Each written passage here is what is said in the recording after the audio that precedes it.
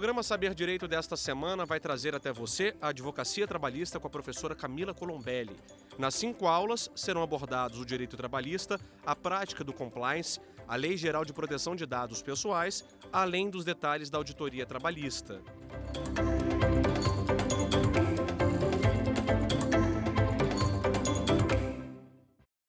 Olá, nós estamos começando a nossa 4ª aula e hoje a gente vai conversar um pouquinho sobre auditoria trabalhista. Vamos falar sobre todas as áreas dentro do departamento pessoal e do RH em que é realizada a auditoria trabalhista. Eu te convido para estar aqui comigo, para permanecer comigo. Mas antes, vamos relembrar um pouquinho o que a gente aprendeu na nossa última aula, na nossa aula de número 3. Falávamos sobre Lei Geral de Proteção de Dados e como a LGPD é aplicada dentro das relações de trabalho.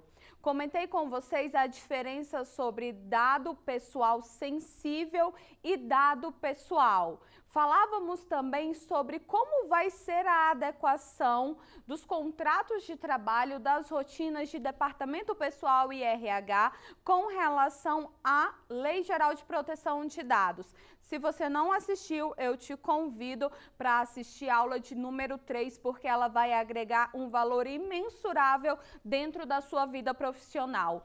Hoje nós vamos falar sobre auditoria trabalhista e a gente vai fazer um link. Vamos vincular a aula de hoje à aula de número 2, onde falávamos sobre compliance trabalhista. Por quê? Por que tem que haver essa vinculação?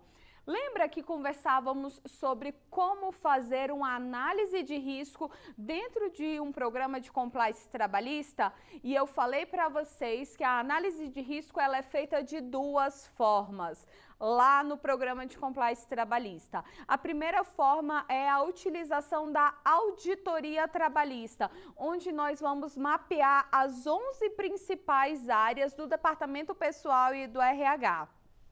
A segunda metodologia utilizada para fazer essa análise de risco é uma metodologia complementar, mas totalmente necessária, que é a análise do clima organizacional da empresa. Então, vejam, para que eu faça o meu mapa de calor, para que o meu mapa de calor seja completo, e aí lembrando, vamos lembrar qual é o conceito de mapa de calor? O mapa de calor é o que é palpável da análise de riscos. Vamos colocar dessa forma. Ele vai me dar a visão de onde estão os principais riscos da empresa. Por exemplo, o meu mapa de calor ele é subdividido em classe vermelha, laranja e verde. Onde eu tiver pontos vermelhos, significa que ali há um risco mais acentuado de algo acontecer e trazer pontos negativos, imagens negativas ou um passivo trabalhista para a empresa. Logo, iremos começar a desenvolver o nosso programa de compliance por aquelas áreas. Então, mapeamos os riscos, fizemos a análise ali das 11 principais áreas, colocamos o resultado dessa auditoria em conjunto com o resultado da nossa pesquisa de clima organizacional e aí a gente tem a análise de risco feita, completa, meu mapa de calor está ok. Camila, por que você acha necessário, dentro do programa de compliance, complementar a análise de risco com a pesquisa de clima organizacional? Vou te explicar o motivo pelo qual eu acho tão essencial. Eu acho não, porque quem acha não tem certeza, né, gente? Eu acredito que seja essencial. A pesquisa de clima organizacional, ela vai te mostrar detalhes que a auditoria não vai mostrar. Como, por exemplo, pode acontecer e já aconteceu em alguns casos sob a minha supervisão, de que a empresa não tem qualquer tipo de ação de demanda trabalhista no que diz respeito a assédio moral. Por quê? O trabalhador, às vezes, ele fica com receio de ingressar com uma demanda trabalhista requerendo indenização por danos morais, né, em decorrência de um suposto assédio moral, ele fica com receio de, porventura, não conseguir outro emprego, outro trabalho, e aí a situação passa. Na pesquisa de clima organizacional, eu consigo identificar de maneira muito pontual, por exemplo, se há questões de assédio moral, questões de assédio sexual no interior da empresa. Por quê? Porque eu não vou sozinha. Para fazer uma pesquisa de clima organizacional, há sim uma pessoa, uma psicóloga comigo, que aí a gente vai fazer toda aquela análise, porque ela vai pegar as minúcias e aí eu consigo olhar os detalhes da empresa, os detalhes do meu chão de fábrica, eu consigo enxergar questões que talvez a auditoria trabalhista não me mostre. Então, sim, é necessário que haja o trabalho em conjunto, em paralelo, da auditoria trabalhista com a pesquisa de clima organizacional. Ok? Passada essa explicação, vamos entrar efetivamente nas áreas da auditoria para que vocês possam ter a noção de quão profunda é essa análise. E aí a gente precisa lembrar que a auditoria trabalhista, ela não é apenas uma análise documental. Nós não vamos fazer apenas uma análise documental por amostragem. Não é isso. Qual é a essência da auditoria trabalhista? É a compreensão da empresa. Eu preciso compreender a empresa, eu preciso compreender o meu fabril, eu preciso compreender como é que as coisas se desenvolvem ali no departamento pessoal, no RH, no coração da empresa. Então, tira da sua mente, vira essa chave, quebra essa crença de que a auditoria trabalhista, ela tem a finalidade só de fazer uma análise documental. Muito pelo contrário, nós vamos sim fazer uma análise documental, mas nós vamos começar a entender qual é a dinâmica interna daquele estabelecimento, daquela companhia. E aí, o grande questionamento é, por onde eu começo? Porque quando a gente chega em uma empresa e aí vai fazer todas as reuniões de departamento pessoal, de RH, e vai conhecer todo mundo, quem não tem essa experiência em auditoria trabalhista, e aconteceu comigo também lá no início, para e fala assim, ok, e agora, por onde eu começo? Então, nós vamos começar pelo início. E qual é o início? Uma relação empregado-empregador. Não é o processo de admissão? Tudo não começa lá no processo de admissão? Então, aqui também, assim como no compliance trabalhista, assim como na adequação do contrato à Lei Geral de Proteção de Dados, do contrato de trabalho à Lei Geral de Proteção de Dados, nós vamos sempre começar com os processos que envolvem a admissão do colaborador. E aí, como é que a gente vai fazer essa análise? Primeiro que a análise é feita por amostragem. É impossível, humanamente impossível para uma equipe conseguir analisar, por exemplo, uma grande indústria que tem 4, 5 mil colaboradores. Não conseguimos. Então, toda auditoria trabalhista, ela é feita assim por amostragem. E aqui eu quero que você dê uma pausa para eu te explicar uma coisa. A gente precisa ter em mente que hoje, nesse exato momento, 97% das empresas que giram a economia do nosso país são micro, pequenas e, no máximo, médias empresas. Eu estou falando de dados do Sebrae.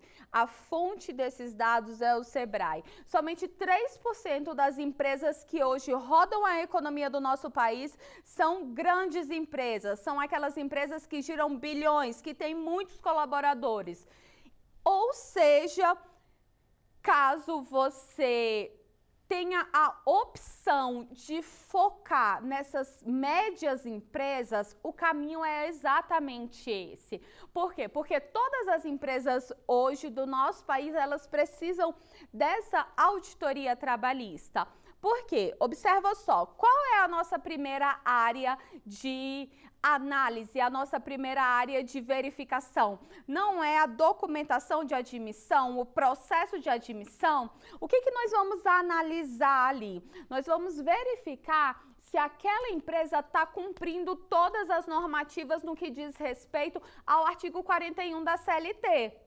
Que é o quê? Se ela está procedendo o registro direito, se ela está fazendo o registro conforme determina a CLT no que diz respeito ao prazo que ela recolhe a carteira de trabalho e previdência social do seu colaborador e ao prazo que ela devolve. Nós temos um prazo determinado para fazer essa assinatura sob pena de multa. Ou seja, toda essa análise deverá ser feita nessa primeira área, no processo de admissão.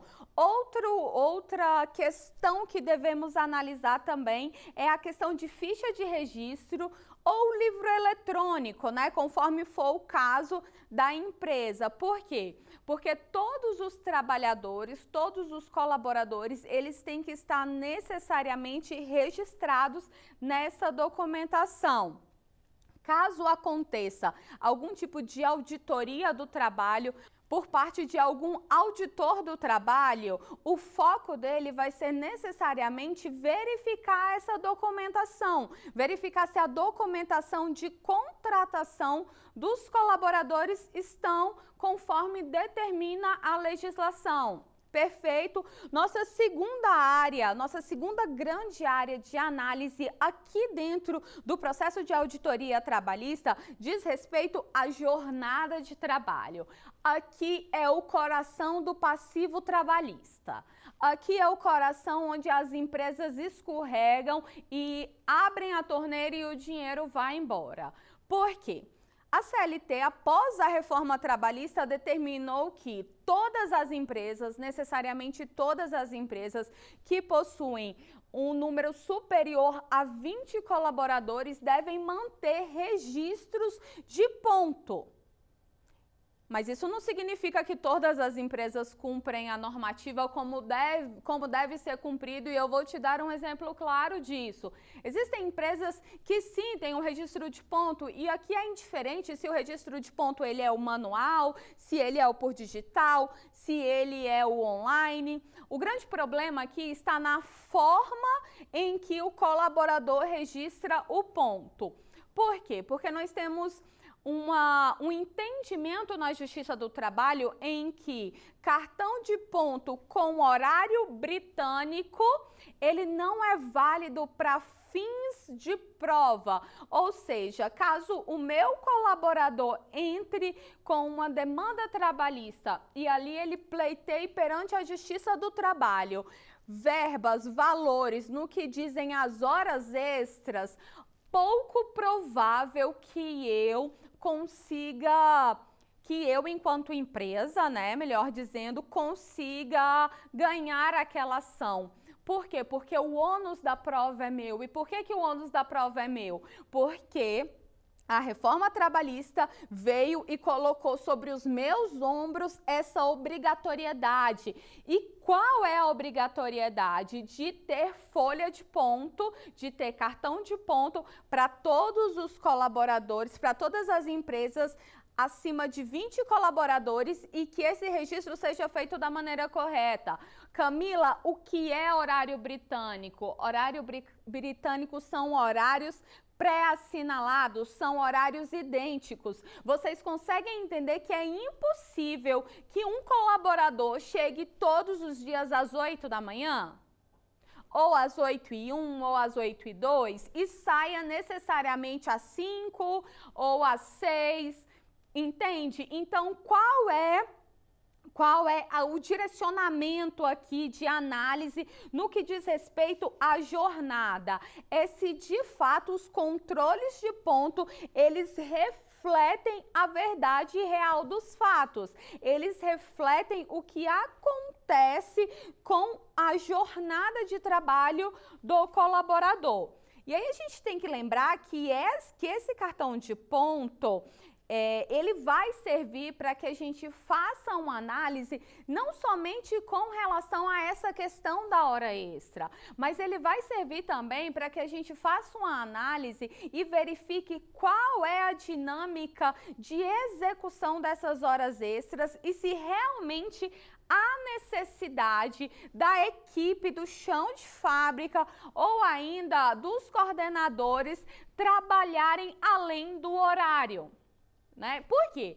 Às vezes, e isso acontece, tá? Nem sempre o lobo mau da história é o empresário. E essa é outra chave que a gente precisa virar, essa é outra crença que nós precisamos quebrar. Nem sempre o lobo mau da história é o empresário. Eu já vivi histórias, eu já vi ações de colaboradores que roubaram mesmo, furtaram o empresário, a empresa no que diz respeito a horas extras. Vou contar uma história para vocês. Determinada ação, o colaborador foi demitido, né? Ele foi demitido inclusive por justa causa, ele ingressou com a reclamação trabalhista pedindo a reversão da justa causa. E por que ele tinha sido desligado por justa causa? Porque ele estava fraudando o controle de jornada para recebimento de horas extras. E aí, quando nós fomos contabilizar lá na auditoria quanto a empresa tinha pagado para ele em horas extras, isso dava um montante de R$10.000. R$10.000 para uma empresa, para uma grande empresa, hoje, nesse exato momento, não é muita coisa. Mas vocês imaginem R$10.000 para uma média empresa que nesse período pós-pandemia, está tentando sobreviver, está tentando seguir aí diante das dificuldades do mercado. R$10.000 faz diferença? Faz, é claro que faz diferença. Então, conseguimos provar ali por meio da auditoria que ele tinha fraudado esse ponto. Fomos para a audiência. Quando chegamos na audiência, o juiz, ele queria que fizéssemos um acordo para encerrar o processo. Por óbvio, eu fui contra. Aquele caso específico era eu que estava comandando, porque era eu que tinha feito todo o processo de demissão e auditoria, inclusive. E aí eu expliquei para o juiz a situação, né? E fui despachar com o juiz e expliquei a situação. Na audiência de instrução, a gente conseguiu tirar, né, do reclamante, fazer com que ele confessasse toda a situação, em que pese a nossa documentação de auditoria está nos autos, né? Mas nós queríamos ali uma confissão, nós queríamos mostrar realmente o que estava acontecendo. Conseguimos, a decisão foi julgar, a sentença que julgou o processo foi improcedente, mas veja, nem sempre o empresário é o lobo mau da história. Então, nós temos, ainda que sejamos advogados do reclamante ou advogados da reclamada, a gente tem que ser justo. A gente tem que olhar a situação e tentar identificar ali o que aconteceu. Eu sempre fiz isso durante toda a minha carreira e sempre funcionou muito bem. Tanto que os juízes do trabalho aqui de Brasília, todas as vezes que eu ia fazer audiência, hoje eu não trabalho tanto com contencioso, eu trabalho mais com o Tribunal Superior e fico mais na parte do consultivo, mas os juízes, eles me observavam por essa característica, por ser justa. Porque quando eu via que o meu cliente estava errado, doutores, aí eu já entrava com uma proposta de acordo e já travava o processo para evitar o quê? Um efeito cascata. Anotem isso é estratégia de quem milita no contencioso. Se você tem uma demanda específica, principalmente demanda de hora extra, principalmente demanda que você sabe que vai refletir no seu fabril, o que você faz? Você faz uma análise de risco em valores. Se você perder aquela ação, quanto é que aquilo ali vai custar para a empresa? E um efeito cascata, quanto é que a empresa vai ter que desembolsar? Então, o que a gente faz? A gente oferece uma proposta de acordo, trava o processo para que não se tenha uma sentença de mérito. Por quê? Porque sentença de mérito motiva outras pessoas a ingressarem com demanda judicial. Ok? Eu comecei a falar de auditoria, entrei no contencioso, né? Vamos voltar aqui para a auditoria trabalhista. Folha de pagamento é nossa terceira área, nossa terceira grande área de análise dentro da auditoria trabalhista.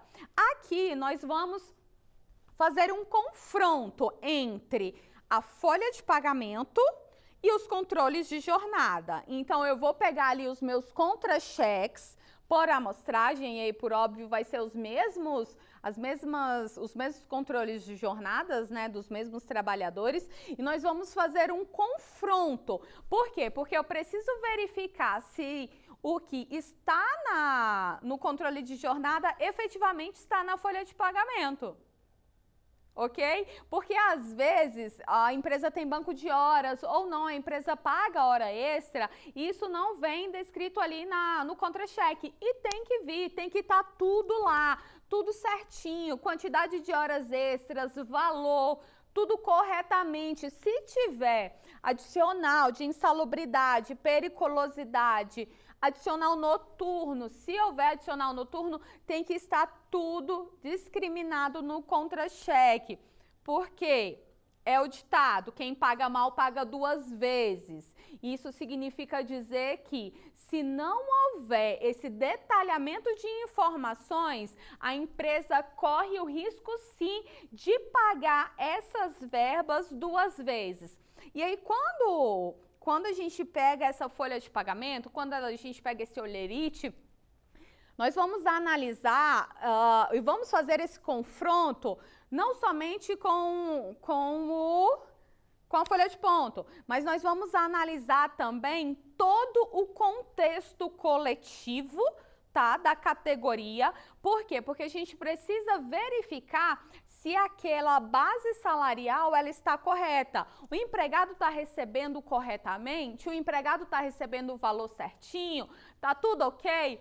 Doutora, tudo ok? A gente respeita a convenção? A gente respeita o piso? Maravilha! Seguimos para a nossa próxima aula, para a nossa próxima área, perdão. Saúde e segurança. Gente, só antes de entrar aqui no nosso quarto ponto, quero fazer um adendo. Nessa questão de olerite, de pagamento de contra-cheque, a gente precisa verificar algo. Valores que são pagos por fora. Valores que são pagos por fora.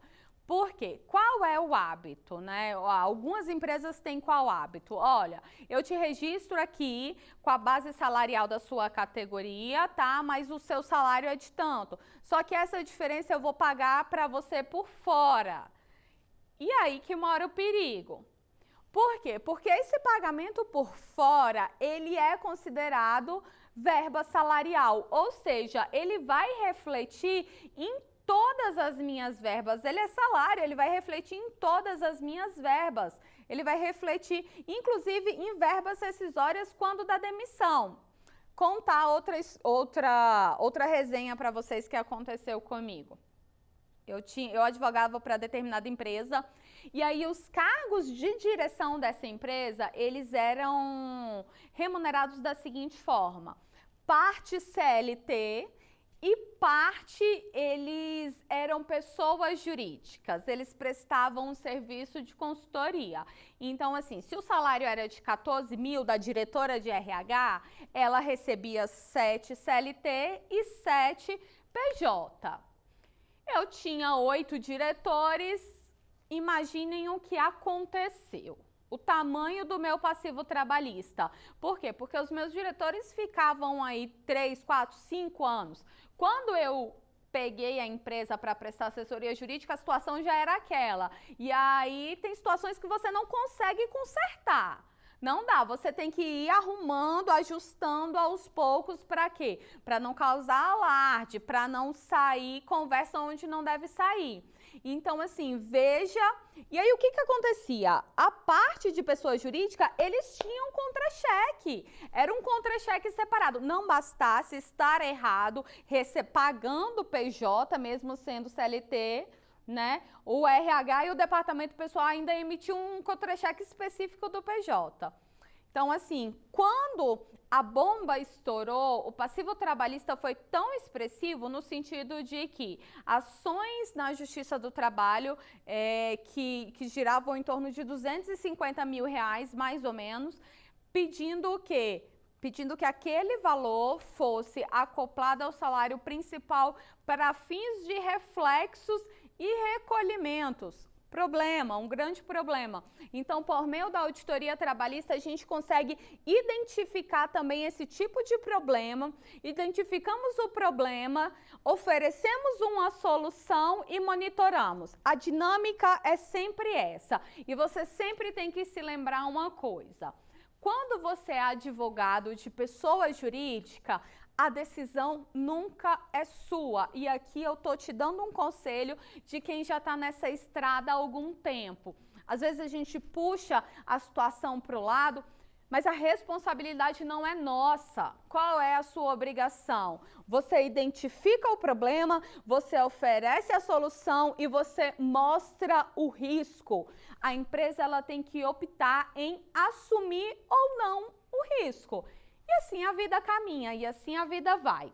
Vamos lá? Quarto ponto dentro da nossa área aqui de auditoria trabalhista. Qual vai ser a nossa quarta área? Segurança, saúde e segurança do trabalho. Saúde e segurança do trabalho. Como é que a gente faz essa análise, Camila? Nem todas as empresas, tá? Nem todas as empresas têm a obrigação de ter laudos como LTCAT, como PCMSO, como PPRA. Por quê? Porque nem todas as empresas, elas têm ambientes que nós consideramos insalubres ou perigosos. Perfeito? Mas há aquelas empresas, sim, em que nós temos esses ambientes. Então, é obrigado que a empresa emita esses laudos e aí ela vai contratar uma consultoria específica de saúde, segurança do trabalho, para que essa consultoria venha na sua empresa e faça toda a análise do ambiente no que diz respeito à medicina do trabalho, à segurança e saúde do trabalho. Se eu tenho essa necessidade, eu tenho também a necessidade de fazer a análise desses laudos. Por quê? Porque com base nesses laudos, em conjunto com a quantidade de colaboradores, que, por exemplo, eu vou determinar se haverá ou não a necessidade de criação de uma CIPA. E ainda que não seja, ainda que eu não tenha a quantidade de colaboradores para a criação de uma CIPA ou de um SESMIT, é com base nesses laudos que a gente verifica quais são os EPIs necessários para entrega ao colaborador. E aí, quando eu falo de EPI, eu tenho que lembrar algo para vocês. Equipamento de proteção individual não é só entregar, é recolher a assinatura, recolher a demonstração de que houve a entrega, é treinar e é também monitorar. Porque caso aconteça alguma coisa, caso aconteça um acidente do trabalho, por exemplo, a empresa tem todo o respaldo dentro dessa documentação de que entregou o EPI para o colaborador, não só entregou, como treinou e monitorou, ok? Isso serve também para fins de recebimento de adicional de insalubridade e periculosidade. O que significa dizer? Significa dizer o seguinte: se você paga uma insalubridade em grau médio, por que você paga essa insalubridade em grau médio? Porque a sua documentação de saúde e segurança atestou que a insalubridade ali no ambiente é médio. Mas o colaborador entra com uma ação trabalhista e fala assim, não, excelência, não é médio. A insalubridade lá era em grau máximo e os EPIs fornecidos, eles não tinham a finalidade de neutralizar ou de minimizar ali os agentes insalubres. Se você não tiver recolhido a assinatura, demonstrado que treinou e monitorava, quando o perito for e atestar a insalubridade em grau máximo, você vai ser condenado, o seu cliente vai ser condenado ao pagamento.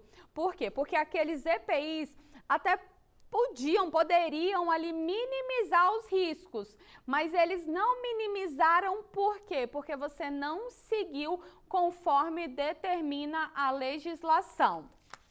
O nosso quinto ponto de auditoria trabalhista diz respeito a FGTS e INSS, ou seja, nós vamos fazer uma análise em toda a documentação de recolhimento, são as guias, né, de recolhimento do FGTS e do INSS. Folha de pagamento, vamos fazer uma análise nas folhas de pagamento para verificar se a porcentagem deduzida está conforme determina a legislação e guias de INSS e GFIP. Aqui eu quero ressaltar um ponto, vocês precisam ter a exata noção do que significa não recolher FGTS. Recolher não FGTS significa ter um motivo para rescindir de maneira unilateral o contrato de trabalho por parte do trabalhador.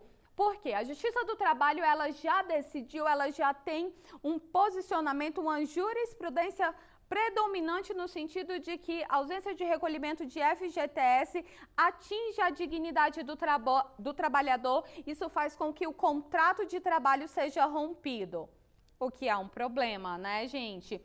Então, a nossa quinta área de análise é FGTS e INSS. A nossa sexta área diz respeito a autônomos e terceirizados. Autônomos e terceirizados. A indicação que eu dou para todos os meus clientes é: você pode terceirizar? Terceirize. O trabalho determinado ali, aquela prestação de serviço ali, a gente consegue terceirizar? Consegue, doutora? Então vamos terceirizar, mas vamos terceirizar da maneira correta, fazendo o controle do contrato de prestação de serviço, fazendo as cobranças necessárias no momento do pagamento da fatura, como, por exemplo, guia de recolhimento de FGTS, comprovante de pagamento de todos os salários e liquidez da empresa. Camila, mas por que você pede liquidez da empresa? E eu peço, doutores, não é aqui na auditoria não, tá? Eu peço também quando eu vou fazer a due diligence lá no programa de compliance trabalhista. Por quê? Porque caso aconteça algum problema aqui nesses contratos de terceirização, a minha responsabilidade como empresa é uma responsabilidade subsidiária. Isso significa dizer que se a empresa que eu contratei para prestar o serviço não tiver o valor necessário para pagar a condenação na Justiça do Trabalho, quem vai pagar sou eu. Então, sim, eu tenho que verificar a liquidez e eu preciso que essa empresa que preste serviço para mim, ela demonstre a sua liquidez mensalmente. Caso contrário, não há o que ser feito, a gente rescinde o contrato e contrata outra empresa. É muito melhor prevenir do que remediar, sempre. Com relação às questões de autônomo, a dica é: verifique os contratos de prestação de serviço de autônomo. Estão conforme determina a legislação e a prestação de serviço está conforme determina a legislação no que diz respeito ao autônomo ou não? Não está. Ele está com contrato de prestação de serviço de autônomo, mas ele é um verdadeiro seletista. É isso que você tem que fazer a análise, ok? Férias e 13º. Lembrando que pagamento de férias em atraso é motivo de pagamento em dobro. Então, o que que a gente faz? Pega todos os avisos de férias. Nesses avisos de férias tem que haver os respectivos recibos, ok? Os recibos de pagamento e a assinatura. A amostragem faz a análise. 13º, da mesma forma, verificamos os comprovantes de pagamento de 13º. Com relação a férias e 13º, é o ponto que a gente menos tem problema, principalmente o 13º, porque normalmente todas as empresas observam esses prazos de férias para não pagar em dobro e de 13º porque sim o colaborador pressiona para receber. Não tem nem como deixar de pagar e nem deveria, né? Porque é um direito dele. Nossa 8ª área de análise, documentação de rescisão. O que acontece? Nessa documentação de rescisão, nós vamos verificar se os termos de rescisão contratual, de fato e de verdade, refletem as verbas que o trabalhador tem direito a receber. A gente precisa fazer essa análise, verificar se está tudo correto, férias proporcionais, 13º proporcional, se está tudo correto também no que diz respeito aos descontos que são devidos, ok? E aqui eu quero chamar para vocês, ter para vocês um ponto de atenção. A CLT entende que na rescisão nós podemos descontar apenas o valor de um salário do empregado a título do que ele deixou para trás. E qual é o grande problema aqui? Existem existem empresas que têm essa dinâmica, né? Em que o colaborador, ele pede adiantamento salarial, ele pede adiantamento de valores atinentes a férias, ou ainda nós temos problemas no que diz respeito a compra de determinados bens materiais, e aí isso vai deduzindo no salário do colaborador. Então, veja, se houver essas situações dentro da empresa, no momento da rescisão a empresa só pode cobrar no valor máximo de um salário, e aí entrar com ação posteriormente fazendo a cobrança. Verificar também questões com relação a sindicato, data de homologação, verificar se está tudo certinho, se o sindicato, e aí vai ser conforme determina a convenção ou acordo coletivo, porque depois da reforma trabalhista a gente não tem mais a obrigatoriedade de fazer a homologação no sindicato.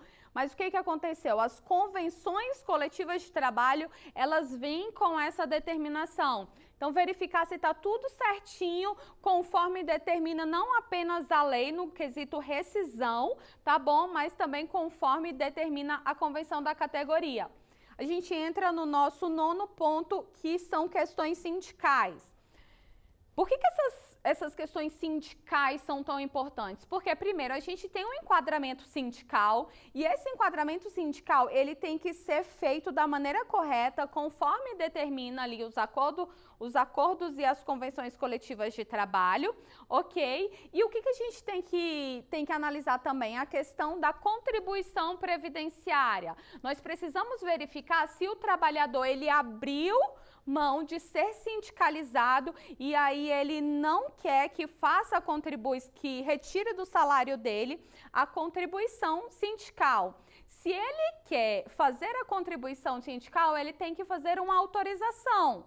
Ele tem que comunicar por meio de uma autorização expressa para que haja o desconto. Caso contrário, o desconto vai ser indevido.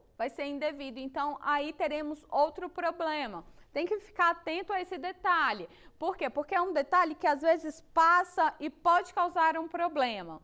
E o 10º ponto diz respeito às reclamatórias trabalhistas. E por que a gente tem que fazer essa análise? É por meio das reclamatórias trabalhistas que nós também vamos identificar onde está furos dentro da empresa, porque de repente o furo não esteja na jornada, o furo esteja, sabe onde? Segurança e saúde. às vezes a ergonomia não é interessante, não favorece o desenvolvimento das atividades. E aí o trabalhador começa a ficar doente, o primeiro fica doente, o segundo fica doente, a gente começa a identificar que há algo de errado ali no que diz respeito à ergonomia, que outrora era certo na emissão dos laudos e agora saiu um pouco do controle. Então as reclamatórias trabalhistas, elas servem também para a gente verificar os riscos organizacionais e os riscos operacionais. É necessário uma análise pontual. Outra situação que aconteceu comigo. Fazíamos assessoria de determinada empresa, eu tinha 800 ações na Justiça do Trabalho com essa empresa. E aí um belo dia chegou uma ação de assédio moral de um supervisor de vendas para com uma vendedora. E era uma situação muito pesada em que eu ainda não tinha o conhecimento. Não tinha chegado até mim. Na auditoria trabalhista, não tinha ações daquele tipo com relação àquela equipe, que era a equipe do comercial, né? E na pesquisa de clima organizacional, alguma coisa passou ali que a gente não conseguiu identificar, né? Para você ver que, assim, sempre há um ponto ou outro que precisa de ajuste. E aí, o que aconteceu? Essa ação chegou, eu li a ação, fui direto para a diretoria da empresa. Naquele mesmo dia, a gente chamou o supervisor, conversamos com ele, explicamos a situação, chamamos todos os membros da equipe, os membros confirmaram, demitimos por justa causa. Fomos para a Justiça do Trabalho, fomos para a audiência, fizemos um acordo e conseguimos estancar a ferida ali. Então, veja, eu consegui identificar algo que estava acontecendo internamente, né? Internamente ali no meu setor comercial por uma ação. E se aquela ação não tivesse chegado, talvez o prejuízo teria sido maior, né? Então, as reclamatórias, elas servem para a gente ter uma análise também dos riscos organizacionais. E aí existem outras áreas, como as de rotina, as demais rotinas do setor de RH e de departamento pessoal, que elas estão totalmente vinculadas à operação da empresa, como, por exemplo, no que diz respeito a menor aprendiz. Nós temos que fazer a análise. A empresa entra ali na regra de ter menor aprendiz. Se entrar na regra, ela está cumprindo a porcentagem, está cumprindo o que a legislação determina, o que a legislação manda? Se estiver cumprindo, maravilha, passamos para o próximo ponto. Se não tiver, é necessário ajuste, mas é aqui nesse ponto que nós vamos analisar. Outro exemplo diz respeito à questão de cotas de PCD. Essas cotas estão sendo cumpridas? Doutora, não estão sendo cumpridas. Por que essas cotas não estão sendo cumpridas? E eu passo por isso, tá, doutores? Não é algo que eu estou conjecturando, não. Não estão sendo cumpridas porque aqui na minha região não tem trabalhadores aptos a desenvolver o trabalho, ou não tem trabalhadores que são aí do grupo de PCDs. O que a gente faz? A gente comunica ao Ministério Público do Trabalho. Doutora, a senhora bate na porta do Ministério Público do Trabalho, bato na porta dele antes dele bater na minha. Por quê? Porque eu preciso comunicar a ele que eu estou ali tentando cumprir aquela porcentagem, aquelas cotas, e eu não consigo por ausência de colaboradores. Antes que chegue uma investigação prévia, e aí eu tenho que me justificar. É bem melhor você se explicar do que você se justificar. A gente pode fazer ali uma ata para que eu demonstre que eu tentei, que eu me esforcei em cumprir essa obrigação legal. E é nesse exato momento que a gente faz a mesma análise no que diz respeito às questões de valorização do serviço da mulher, as questões de trabalho escravo. Há nessa empresa algum fator cultural que destoa com o que hoje a gente considera como certo? Ou seja, há aí uma vertente para trabalho escravo, há aí uma vertente para subir hierarquicamente, para ocupar os cargos de gestão somente homens, ou a gente tem uma escala igualitária? Nós temos uma escala não só de cargos, mas de salários igualitários. São esses pontos que são analisados dentro da auditoria trabalhista. Nós passamos por 11 áreas. Dentro dessas 11 áreas, eu quero fazer uma pinça para que você observe a seguinte questão. Nós temos, sim, questões que são mais graves, nós temos, sim, situações que são mais graves. A essas situações, você vai dar uma atenção especial. E aqui eu quero pontuar com vocês algumas questões que merecem atenção especial. Perfeito? O primeiro ponto que merece uma atenção especial no momento da auditoria trabalhista diz respeito à documentação de admissão. Por quê? Porque com a reforma trabalhista, o valor da multa por não cumprimento de obrigações atinentes à assinatura da carteira de trabalho e previdência social subiu para R$3.000 por colaborador. Ou seja, se eu tenho uma quantidade um pouco maior de colaboradores que não têm a sua CTPS assinada e aí naquele momento chega um auditor do trabalho, eu não consigo demonstrar isso, eu vou ter um valor de multa considerável. Outro ponto, e eu já ressaltei com vocês, é a questão da jornada. Precisamos ter total atenção no que se refere à jornada de trabalho, aos controles de ponto. Esses controles de ponto, eles não podem ser britânicos e eles também não podem não conter a assinatura do trabalhador. Há uma exceção aqui, que é o quê? São os casos em que o ponto ele é executado pela digital ou pela leitura facial. Aí não há a menor necessidade de assinatura ao final do mês no que diz respeito ao relatório.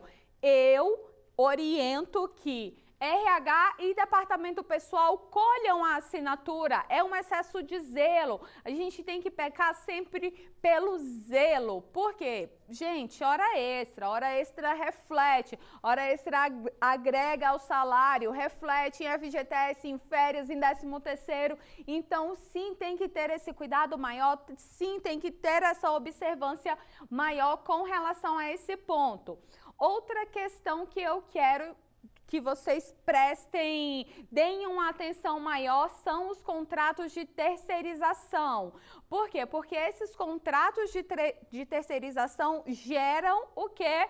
Responsabilidade subsidiária. Então, aqui nesse ponto, a gente tem que ter uma atenção também maior, tem que ter uma atenção bem pontual. E com relação às questões de assédio moral, com relação às questões que podem gerar algum tipo de indenização por danos morais. Lembrando que a auditoria trabalhista, a partir da vigência da Lei Geral de Proteção de Dados, ela tem que ser feita em conjunto com a LGPD. Ou seja, quando você for fazer a auditoria trabalhista, você vai verificar se os contratos de trabalho têm cláusula de Lei Geral de Proteção de Dados. Por quê? Porque nem tudo é consentimento, mas algumas questões necessariamente vão passar pela base do consentimento. Então, temos que verificar esse ponto, sim, necessariamente. Por quê? Porque é um ponto de muito detalhe, é um ponto de risco que pode trazer para a empresa algum tipo de prejuízo. Então, precisamos verificar essa questão. Outra questão que eu vou deixar para vocês como sugestão de consultoria aqui, a questão de acoplar, colocar ao contrato de trabalho uma cláusula de confidencialidade. Por quê? Porque muitas empresas têm um processo industrial que é típico daquela empresa. Por exemplo, a Coca-Cola. Os trabalhadores que trabalham ali internamente na Coca-Cola, com a fórmula da Coca-Cola, provavelmente esses trabalhadores têm um termo de confidencialidade. Há situações, inclusive, que se tem um termo, uma cláusula de não concorrência para determinados cargos, para determinadas empresas, melhor dizendo, setores empresariais.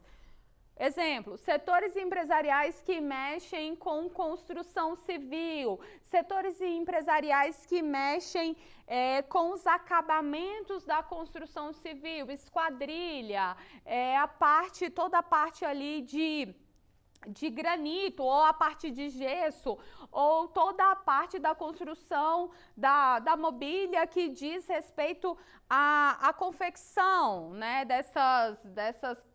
desses móveis em PDF. Às vezes a empresa desenvolve ali uma técnica específica, uma técnica que é dela. Então, o que é necessário? Uma cláusula de não concorrência, além de uma cláusula, né, específica no contrato de sigilo, de confidencialidade. É importante também que a gente tenha uma cláusula de não concorrência, e isso pode ser feito dentro da auditoria trabalhista. Isso pode ser sugerido no relatório de auditoria trabalhista. Camila, finalizei a minha auditoria, o que eu faço agora? Agora você vai fazer um relatório e vai marcar uma reunião com o seu cliente. Nessa reunião você vai mostrar para o seu cliente quais são os resultados, quais são os pontos críticos, quais são os pontos que estão bons, porque existe pontos bons, gente, não são apenas pontos ruins, não, existem sim pontos super favoráveis. A gente vai mostrar, vai identificar ali quais são os principais problemas e vamos oferecer o que para aqueles problemas? Soluções. Vamos oferecer a solução e vamos fazer o monitoramento da solução desde que ela tenha sido implementada, né? Então, identificamos, solucionamos e monitoramos para prevenir o problema. Eu espero que vocês tenham gostado, tenham acompanhado a nossa aula sobre auditoria trabalhista. Agora eu quero saber se todo mundo aprendeu e a gente vai participar do quiz. As perguntas vão ser lançadas aqui e à medida que eu for lendo, eu quero que vocês respondam aí de casa. A auditoria trabalhista tem por finalidade verificar o grau de confiabilidade, segurança, conformidade das informações produzidas e geradas pelo departamento pessoal. Considerando esse conceito, são áreas de análise na auditoria trabalhista. Opção A, a pré-admissão e admissão, jornada, folha de pagamento e código de conduta. Opção B, a pré-admissão, a admissão, jornada, folha de pagamento e canal de denúncias. Opção C, a pré-admissão e admissão, jornada, folha de pagamento, saúde e segurança. Opção D, a pré-admissão e admissão, jornada, folha de pagamento e regulamento interno. Qual foi a opção escolhida por vocês? A resposta certa é o item C. Vamos para a próxima questão, número 2.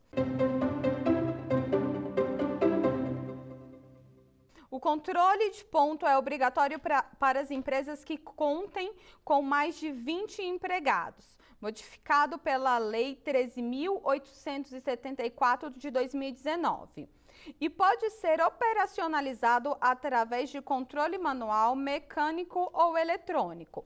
Na auditoria trabalhista, a jornada de trabalho é analisada a partir de quais documentos principais? Cartão de ponto e contrato de trabalho, cartão de ponto e holerite de pagamento, contra-cheque. Opção C, cartão de ponto e termo de rescisão do contrato de trabalho. Ou opção D, cartão de ponto e convenção coletiva de trabalho. Qual foi a questão escolhida por vocês? A questão correta é o item B. Vamos para a nossa última questão do quiz?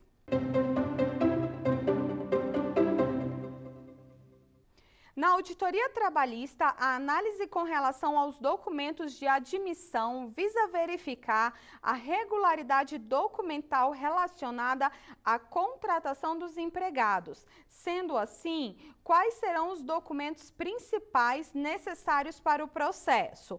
Contratos individuais de trabalho e CTPS, contratos individuais de trabalho e cartão de ponto.